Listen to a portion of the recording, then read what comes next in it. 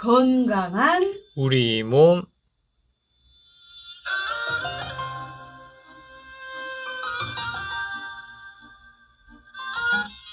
알아야 덜 아프다. 우리 몸은 우리 의학으로 지킨다. 자, 남도마실의 허준 온광대 광주 한방병원 김철영 과장님 나와 계십니다. 안녕하세요. 예, 안녕하세요. 예, 오늘 화병 이야기 하신다길래 우리 청취자분들께 화를 평상시에 어떻게 푸시는지 여쭤봤어요. 달리기 하신다는 분, 차 운전하면서 큰 소리로 노래하시고 산에 올라가서 큰 소리로 뭐 이렇게 하시는 네. 분, 다양한 방법들이 있었거든요. 근데 정말 화라고는 히읗도 모를 것 같은 우리 김철영 과장님은 평상시에 화 자주 내십니까? 아니면 아예 어떤 방법이 있어요? 푸는 방법이? 전 이제 화 나는 거는 저도 이제 뭐 다른 분들하고 똑같은 것 같은데, 네. 그래서 저 같은 경우는 일기를 쓰는 게 좀 도움이 됐던 것 같습니다. 꿀찌바즘도 일기를 쓰신다고 그러더라고요. 예. 네. 그래서 일기를 쓰면 뭔가 화나는 감정을 인정을 하면서도 좀 해소되는 그런 게 있는 것 같아가지고, 예. 그래요. 뭐 걷기, 일기 쓰기, 멍 때리기, 예, 그런 그냥 것도. 그냥 자는 분도 계셨거든요. 예, 뭐 저도 막 화날 때 그냥 자는 경우도 많았던 것 같아요. 네, 그래요. 일단 그 화에서 좀 거리를 두는 게 제일 필요하겠네요. 네. 자, 오늘 그래요. 그렇게 이제 표현하고 정리하고 이러면 좋은데 나 지금 화병이 났습니다. 이 화병이라는 것이 도대체 정확하게 어떤 겁니까? 네, 그래서 화병을 우리가 우라병이라고도 하는데요. 네. 분노한다든지 억울하다든지 이런 감정들이 풀리지 않고 지속이 돼서 생기는 병입니다. 우리가 화병이라고 할 때 화라고 하는 게 불화자를 쓰는데, 그래서 몹시 노염을 타거나 못마땅해서 또는 뜻대로 되지 않거나 언짢아서 나는 그런 불꽃 같은 화를 의미한다고 보시면 불꽃 되겠습니다. 네.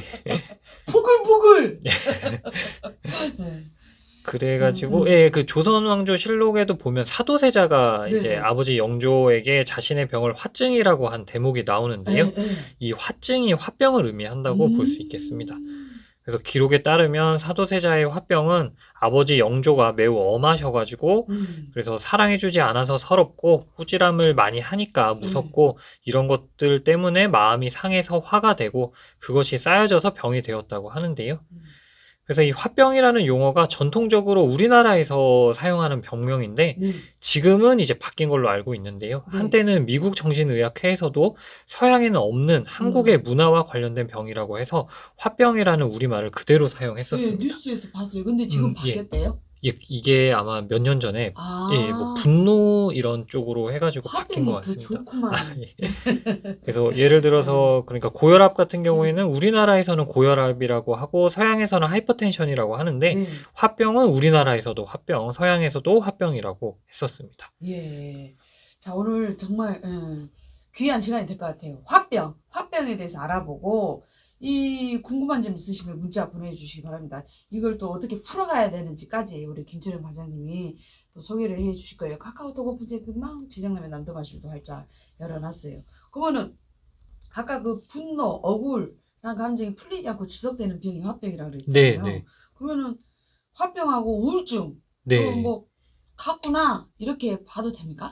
예, 그래서 뭐 일단은 굉장히 비슷하다고 보시면 될 것 같고 그래서 화병하고 우울증을 똑같게 보는 그런 전문가분도 계시고 둘을 이제 약간은 구분해야 된다 그렇게 말씀하시는 분도 계시고 또는 화병이 우울증의 한 종류다 이렇게 말씀하시는 분도 계시고 또는 이제 화병이 진행이 되면 우울증이 된다고 하는 분도 계시는데요.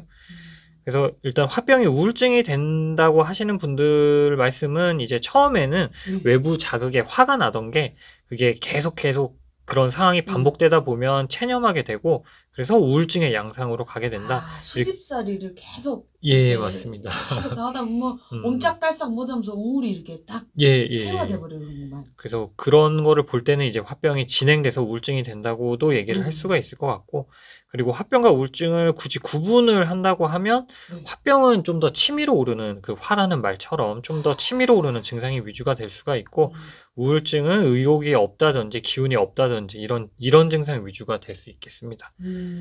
그래서 이렇게 전문가분들 의견이 조금씩은 다를 수가 있는데 공통적인 것은 화병하고 우울증이 굉장히 비슷하고 구별이 쉽지 않다는 것인데요. 그래서 한방에서 화병이라고 진단받은 분들이 양방으로 가면 우울증으로 진단받는 경우도 굉장히 많고요. 예. 그리고 우울증 약이 화병에 효과를 보는 경우도 굉장히 많습니다. 아, 이게 아까 말씀하실 때는 그 화병은 위로 이렇게 올라가는 거. 예, 예, 우울증은 밑으로 쫙 이렇게 처지는 네, 그런 네, 분위기인데 우울증 약도 화병에 효과가 있어요. 네. 아, 우리 어머님들이 왜 빨래터에서 방망이로 그냥 아, 예. 그냥 뜯으면서 그냥 시어머니 다 생각하고 뭐 서방님 다 생각. 그것도 하나의 그 풀이가 되겠네요. 아, 예, 뭐 그런 것도 예, 그렇게 해소를 하는 거기 네. 때문에. 그러면 증상은 어떻게 될까요? 화병의 증상? 예, 그래서 한의학에서 4대 증상을 얘기를 하는데요. 네. 그게 몸의 열기, 첫 번째는 몸의 열기, 두 번째는 답답함, 네. 세 번째는 치밀어 오름, 네. 네 번째는 덩어리 뭉침인데요. 아, 그래서 이 몸의 열기는 우리가 한방에서 체열 검사를 할 수가 있는데, 네. 그래서 이 체열 검사 상에 실제로 이렇게 체열이 오르는 그런 경우도 포함을 하고, 또는 체열 검사 상에서는 이상이 없지만은 심리적으로 몸에 열이 오른다고 느끼시는 그런 경우를 모두 포함을 합니다. 체온 쟀더니 똑같은 그냥 36.5도인데 본인은 막 39도까지 막 올라온 것 같은.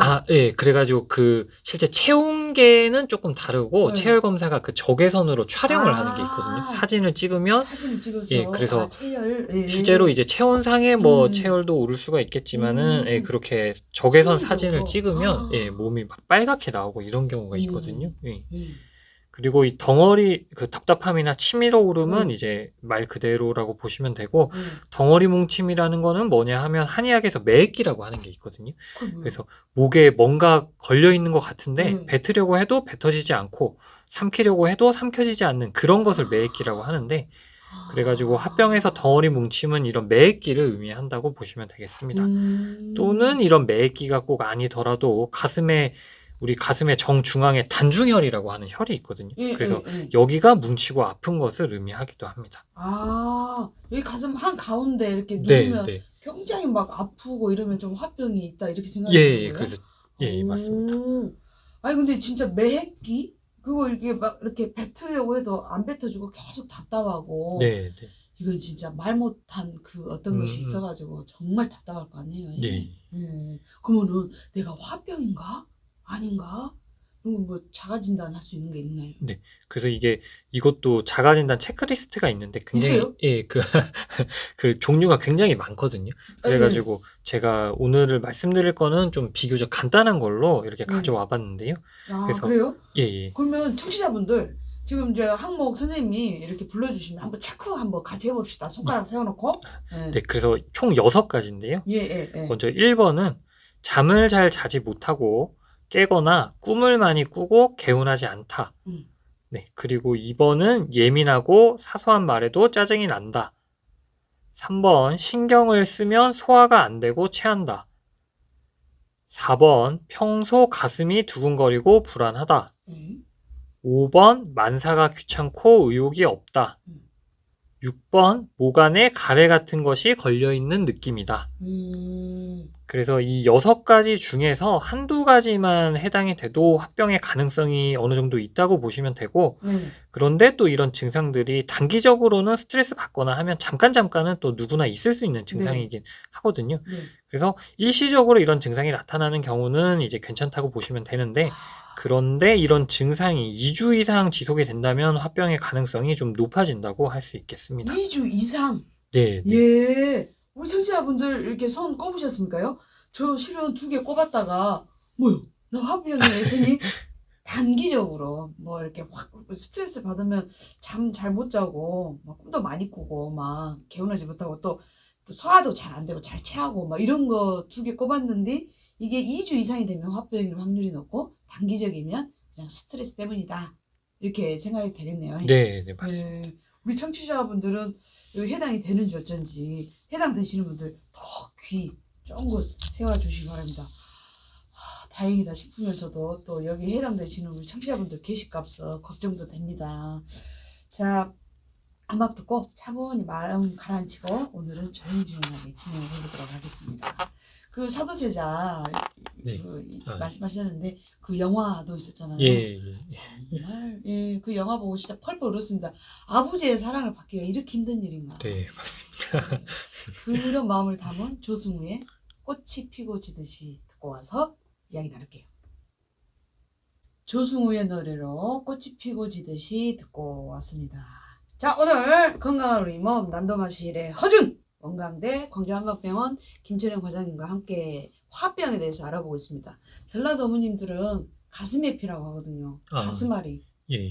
막 이렇게 자녀분이 먼저 가신 경우나 이럴 때 이제 가슴에 피 한다고 하는데 이 화병의 원인 이 어떤 것이 있을까요? 네, 그래서 일단 분노라든지 억울한 그런 감정들이 해소되지 못하고 그래서 장기간 쌓이게 되면 화병이 발생할 수가 있는데요.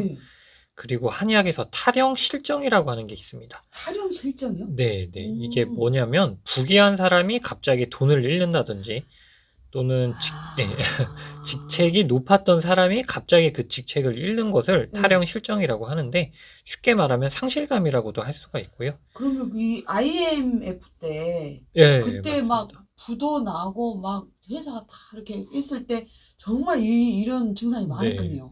그래가지고 저희 병원에도 그 당시에 저기 양방병원의 응급실에서 근무하다가 지금은 저희 병원에 근무하시는 분도 계시는데 그 시기에는 정말로 응급실이 너무 바빠가지고 그 정도로 그랬었다고 얘기를 들었었습니다. 이게 그런 갑작스럽게 그냥 다 잃어버렸을 때 그 상실감. 그래서 이런 탈영 실정도 화병의 원인이 될 수가 있고 그래서 일반적으로 다른 증상은 환자분들이 원인을 찾기 위해서 진료를 오시는 경우가 많은데 화병은 대부분은 본인 스스로 그 원인을 이미 알고 계신 경우가 많습니다. 그 원인은 내가 이것 때문에 지금 화병이 났어. 아까 말씀해 주신 것처럼 그 시어머니 때문에 내가 그렇다 뭐 이런 식으로 아무리 용서를 하려고 해도 돌아가셨지만 이것이 안 돼요. 억울해요. 이렇게 원인을 알고 있구만요. 그거는 화병입니다. 이렇게 진단을 어떻게 내려주는 거예요? 그래서 화병은 우리 뇌경색이나 심근경색 이런 질환처럼 딱 영상을 찍으면 진단이 나오고 그런 병은 아닌데요. 그렇죠. 그래서 앞에서 말씀드린 증상하고 환자분들의 진술을 종합해서 의사의 판단에 따라 진단하게 됩니다. 그래서 기본적인 문진 이외에 한방에서 저희가 참고하는 검사로 적외선 체열 검사하고 자율신경계 검사가 있는데요. 적외선 체열 검사는 적외선 촬영을 해서 실제 우리 몸에 열이 어떻게 분포하는지를 보는 검사입니다. 예를 들면 우리 몸의 상부 쪽으로 머리나 상체 쪽으로 열이 몰리진 않았는지 그런 것을 사진으로 확인을 할 수가 있고 다른 그 예전에 연구에 따르면 화병인 분하고 화병이 아닌 분의 체열을 비교했을 때 화병이 있는 분들은 가슴 정중앙의 부위나 등 쪽으로 체열이 더 높게 분포되는 경향이 있었고 또는 몸통의 그 우리 상체 쪽으로 그 상체하고 하체의 체열 차이가 큰 경향이 있었다고 그런 연구가 있었습니다. 찍어보니까 실제로 그 가슴 그 정중앙 쪽이 붉어요? 그런 식으로 100% 그런 건 아닌데 그게 이제 뭐 이렇게 화가 올라오면 막 부채를 이렇게 하시잖아요. 그리고 이런 적외선 체열 검사하고 병행할 수 있는 검사가 자율신경계 검사라는 게 있는데 자율신경계 검사는 뭐냐면 우리 몸이 지나치게 긴장된 상태는 아닌지 또는 지나치게 이렇게 좀 다운돼 있는 상태는 아닌지 그런 것을 심장박동 등을 측정을 함으로써 확인을 해주는 검사인데요. 그래서 화병이 있으신 분들은 이런 자율신경계 균형도 깨져 있는 경우가 많습니다. 그리고 이런 검사 이외에 아까 말씀드린 우리 한방에서 단중혈을 잘 눌러보는데 단중혈이 그래서 그 화병 4대 증상 말씀드릴 때 덩어리 뭉침 얘기할 때 우리 그 가슴의 정중앙 부위라고 말씀을 드렸는데 그래서 화병이 있는 분들은 여기를 정말로 살짝만 눌러도 소리칠 정도로 굉장히 아파하시거든요. 그래서 이 단중혈이 진단을 위해서 이렇게 사용하기도 하고 그리고 치료에도 사용하는 부위인데요. 그래서 이 단중혈을 사혈을 해서 부항을 하면 굉장히 시원해들 하십니다. 그러면 여기 단중혈이라는 곳을 평상시 이렇게 살살 이렇게 마사지 해주면 어쩝니까? 네네, 그것도 살살 이렇게 눌러주시면 좋을 것 같습니다. 그래요. 이게 어찌 보면 심리적인 부분이라 많은 뭐 한계가 있긴 합니다만 그래도 이렇게 눌러줌으로써 조금 시원해지긴 하네요. 저도 지금 누르고 있는데 우리 청취자분들도 한번 이게 정중앙 가슴 뼈 있는데 한번 이렇게 꾹 눌러봐 주시기 바랍니다. 그러면 예방을 해야 되잖아요. 이렇게 막 답답하고 이걸 어떻게 살아요? 예방을 어떻게 해야 됩니까? 그래서 사실 우리가 화가 안 날 수는 없기 때문에 그래서 화가 날 만큼 그런 충격적인 일이 일어났을 때 어떻게 처리하느냐가 제일 중요하다고 할 수가 있고 그래서 그리고 평소에 적절하게 자신의 감정을 표현해야 하겠습니다. 그러니까 이 적절하게 감정을 표현한다는 게 이 말이 화난다고 무조건 화를 내라는 말씀은 아니고 상황에 맞게 적절하게 대처하시라는 말씀인데요. 네. 또 화를 잘 못 내시는 분들한테는 막 이게 화를 내야 된다 이렇게 네, 얘기를 하면 또 그거에 스트레스를 굉장히 많이 받으실 수가 있거든요. 아, 네, 그래서 뭐 꼭 화를 내라는 말씀은 음, 아니고 그리고 요즘에는 젊은 분들한테도 화병이 잘 발생하는 편인데 네? 젊은 분들은 네. 그래서 젊은 분들은 오히려 참아서라기보다는 너무 이게 분노를 계속 표현을 하다 보니까 그런 과정에서 또 증상이 아, 생기는 경우가 많아서 아, 너무 막 이렇게 분노를 계속 하다 보니까 이게 한 어떤 예, 루틴처럼 이렇게 예. 그러니까 돼버리는구만요.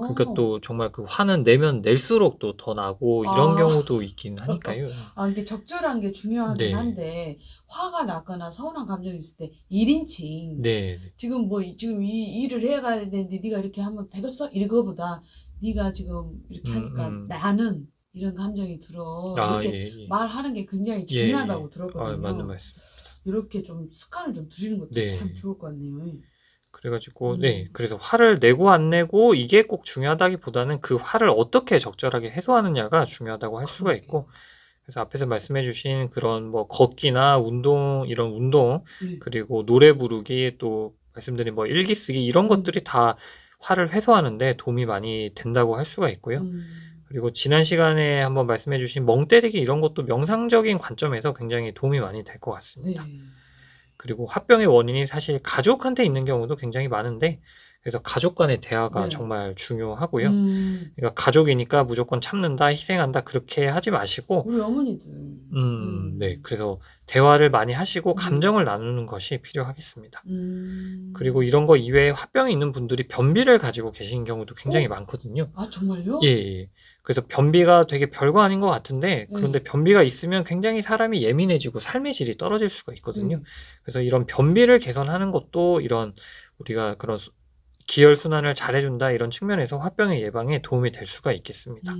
약간 근데 변비가 오는 것이 이해가 되는 게 화병도 자기가 하고 싶은 말을 못하고 이러면서 네, 안에 네. 뭉쳐 있는 예, 거잖아요. 예, 그와 맞습니다. 똑같이 변비 예, 예. 이런 증상이 이해가 되네요. 네. 저는 막 두더지 게임 하다가 아, 예. 화가 났다고 막 예. 하다가 안 되니까 망치를 헤이 했는데 이게 튕겨나가고 다쳤을 때 아이고 더 화가 예. 나는데 그래요. 이렇게 좀 건강하게 운동이라든지 이런 아, 취미를 예, 예. 통해서 해소하는 게 제일 좋겠네요.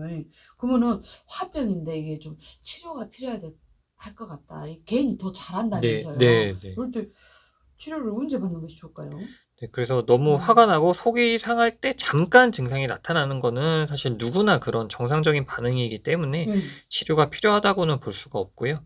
하지만 이런 증상들이 아까 말씀드린 것처럼 2주 이상이나 또는 오랫동안 지속되거나 음, 생활에 방해를 일으키기 시작한다면 치료가 필요할 수 있겠습니다.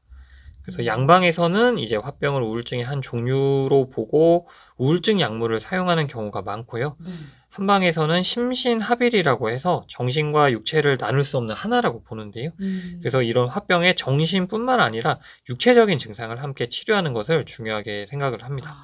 그래서 아, 예를 들어서 억울하거나 분노의 감정 때문에 두통이 생겼다면 네. 물론 이제 그 감정을 풀어주는 것도 굉장히 중요하지만은 동시에 두통 그 자체에 대한 치료도 병행을 하거든요. 그래서 육체적인 증상이 음, 해결이 되면 거꾸로 감정적인 부분의 해소에도 긍정적인 도움을 주기 때문에 이렇게 음, 병행 치료를 해보시면 좋고요. 예를 음, 들면 내가 화가 쌓여서 두통이 발생을 했는데 근데 이 두통 때문에 몸이 힘드니까 화가 더 나게 되고 네. 그래서 화가 더 나니까 두통도 더 심해지고 그래서 이런 악순환의 그런 고리를 가지고 계신 분들이 많거든요. 그래서 음. 이런 경우에는 그런 정신과 육체를 함께 치료함으로써 악순환의 고리를 끊어주면 더욱더 효과를 보실 수가 있겠습니다. 아, 이게 저는 그렇게까지는 생각 못 했던 것 같아요. 아, 그냥 예. 그 마음, 뭐 스트레스 주는 일이 대화로서 해결이 되면 아픈 것도 낫겠지 했는데, 머리가 아프다고 뭐 머리 아픈 것 자체를 치료를 하면 다시 상황이 달라질 수 있구만요. 내 네, 네, 마음 맞습니다. 상태가. 예, 예. 아, 그렇게 이제 병행해서 치료를 예. 하신다고. 아, 그래서 예, 한방에서는. 반대로 또 이제 음, 육체적인 증상이 화병이나 우울증은 음. 아닌데 육체적인 증상이 굉장히 오래되신 분들은 반대로 그게 또 음. 정신적인 부분에 영향을 주기 때문에 그런 네. 분들도 이제 정신적인 부분도 같이 치료를 하면 또 네. 좋으실 수가 있겠습니다. 한방 치료를 받으면 좋겠다 싶은 게 뭐냐면 침이나 이런 거 치료를 받을 때 그냥 이렇게 가만히 그냥 누워 있잖아요. 네, 네. 그래서 그 시간이 강제적으로 멍 때리는 시간이 이렇게 가만히 아무 생각 안 하고 그런 시간을 네. 강제적으로라도 주어줘서 괜찮은 것 같습니다. 네, 그래가지고 그렇게 치료하시면서 주무시는 분들도 좀 많이 계시고, 그리고 예. 좀 푹 자고 나면 또 기분이 좋아지잖아요. 네. 아유, 그나 이제 우리가 살면서 이렇게 화병 생기는 일이 없어야 될 텐데, 긍정적인 사고가 필요한 아, 거죠. 예, 예. 그래요. 그럴 때는 이 한방 치료도 충분히 같이 함께 하면 좋겠다라는 말씀이셨어요. 자, 이 시간을 통해서 특정 질환에 대해서 알고 싶다. 이런 문자들 샵9930 카카오톡 오픈 채팅방 지정남의 담도마실에 남겨주시기 바랍니다. 아이고 오늘 또 정말 좋은 말씀 아, 고맙습니다.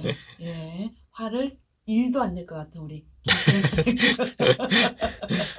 화병에 대해서 예. 알아봤습니다. 더 미소의 자진아리 들으면서 우리 과장님 보내드리랍니다. 살펴가시오. 예, 감사합니다.